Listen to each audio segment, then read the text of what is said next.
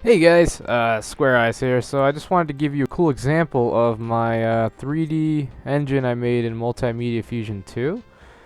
And it's just an example of a game that I'm working on. It's called 1 Year. Music is by Kyle Landry, he's a pianist. It's really good stuff. But if we get to the room, they all live in a giant house. So if I can just show you, got my little speech box working here. So he says, why don't we take a look around? And with mode 7, you can create a fake little room in your game. So it's like an RPG, and it can give you like a extra. Check this out. So go up to it, press shift. My bed is so comfy. It makes me want to take a nap just by looking at it. If we go up here, I sure love reading graphic novels. Achilles borrowed a few last week. I should ask him later if he's enjoying them. So you can just walk around your room, and I drew all the systems here, see if you can name them all. It's pretty cool, but everything is interactable. This is where I do all my detective work. Just kidding.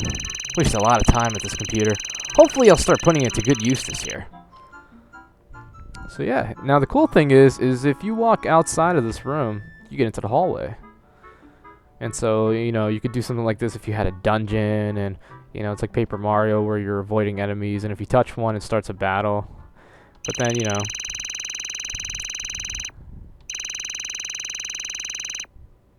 so yeah, you can make your own little 3D room here. And you can put all these like in little interactable things if you want them to talk, or go to the kitchen and throw out the trash. Starting to make the house smell. And if you see Achilles, tell him to keep his cat out of my room.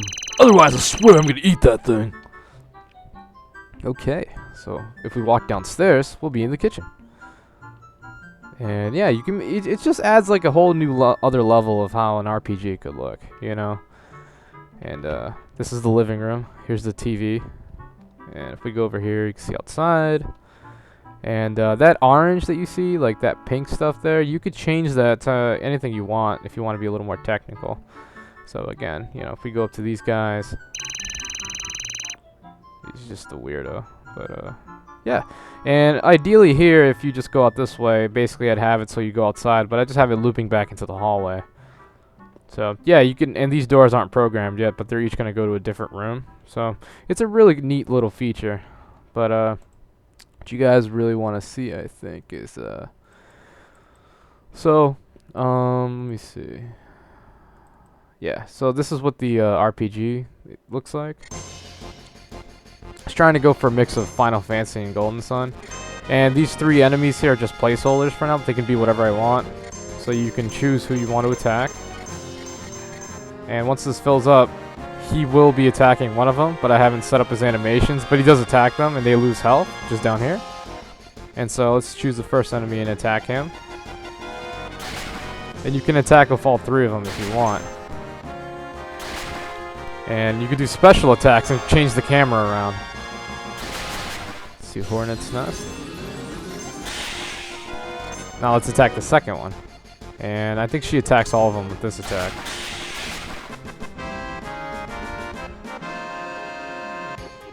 And yeah, so that's their battle system, you know? And if we do it again, I'll show you some of their other attacks. You can make a giant fist.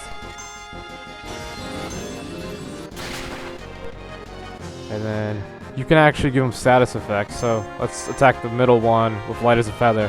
She's going to freeze them. So now they're frozen. They can't attack, or at least their attack gauge goes a lot slower. But that one didn't freeze, so let's do it to him too. And it should mess up the other ones too.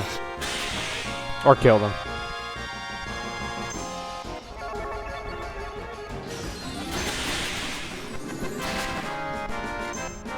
So it's neat.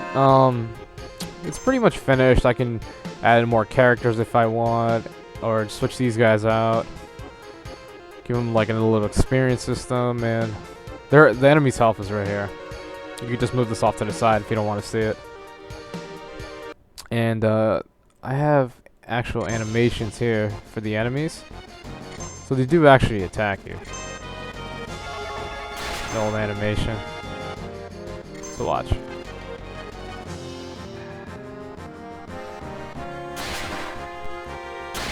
And that can be anything from like a giant whirlwind or whatever, and you can make them attack only an enemy if you want. You can make it so, you know, like in Final Fantasy X, you can use haste, and so their bars fill up faster and they can attack more.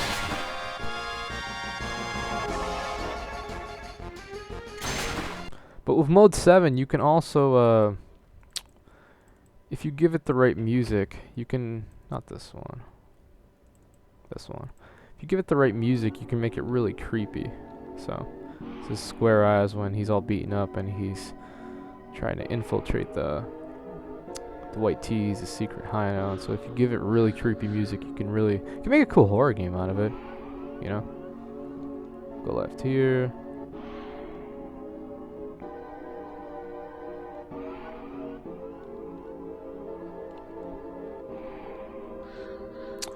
And if you go in, again, let's say you go in there, right?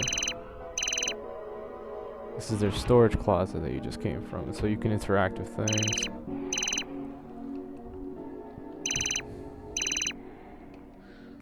Some boxes. Is there anything here?